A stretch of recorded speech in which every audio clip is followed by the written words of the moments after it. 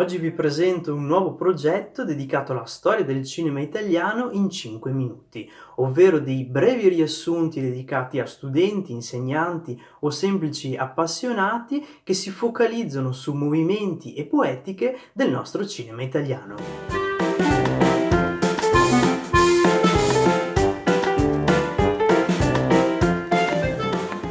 Il neorealismo è stato uno dei movimenti culturali cinematografici più importanti dell'immediato dopoguerra. Il termine viene utilizzato per la prima volta dal montatore Mario Serandrei sulle pagine della rivista Cinema nel 1942, a commento del film che stava realizzando dal titolo Ossessione di Luchino Visconti, che apre la strada alla nuova poetica neorealista. Neorealista perché c'era già stata una corrente realista nel cinema muto italiano, con film come Assunta Spina di Francesca Bertini e Gustavo Serena e il film Sperduti nel buio di Nino Martoglio. Tornando alla storia, dopo l'8 settembre 1943 l'Italia è allo sbaraglio. I teatri di posa di Cinecittà sono un riparo per gli sfollati e le attrezzature tecniche sono state sequestrate dai tedeschi, in ritirata, per essere portate al cinevillaggio di Venezia.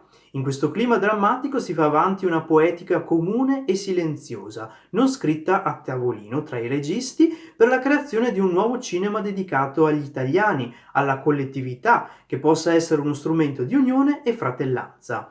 Inizia così la stagione neorealista, che si può dividere in due fasi. La prima in cui i soggetti dei film si concentrano sui fatti degli ultimi mesi di guerra, come avviene nel manifesto del cinema neorealista Roma città aperta di Roberto Rossellini, seguito da una seconda fase in cui si racconta la lenta e difficoltosa ripresa dell'Italia. I nomi dei registi legati al neorealismo sono quelli di Roberto Rossellini, Vittorio De Sica, Luchino Visconti, Giuseppe De Santis e Carlo Lizzani. Le caratteristiche principali di questa nuova poetica sono: l'ambientazione è nelle principali città italiane sconvolte dalla guerra, i teatri di posa sono inaccessibili, per cui si gira all'aperto e tra le macerie. Da notare che la maggior parte dei registi rifiuta la rappresentazione della piazza, luogo simbolo e per eccellenza del fascismo. L'ambientazione può essere anche rurale, come ben rappresentato da Luchino Visconti in La terra trema e Giuseppe De Santis in Caccia tragica.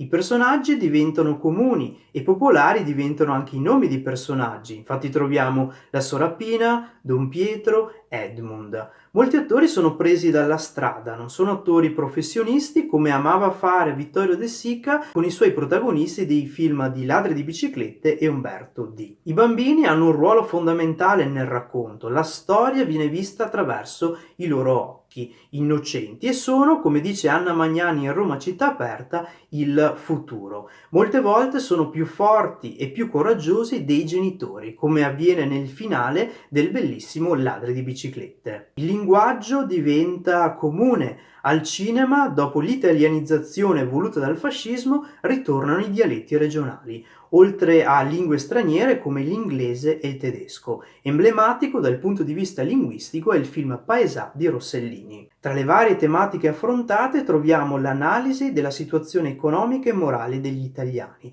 forti sentimenti di speranza per avere un riscatto, per poter avere un posto nella società e avere un lavoro, come accade al protagonista di Ladri di biciclette, è fondamentale per raggiungere questo scopo. Si parla poi di reduci che tornano dal fronte o che sono stati nei campi di prigionia. Si parla di banditi e di collaborazionismo.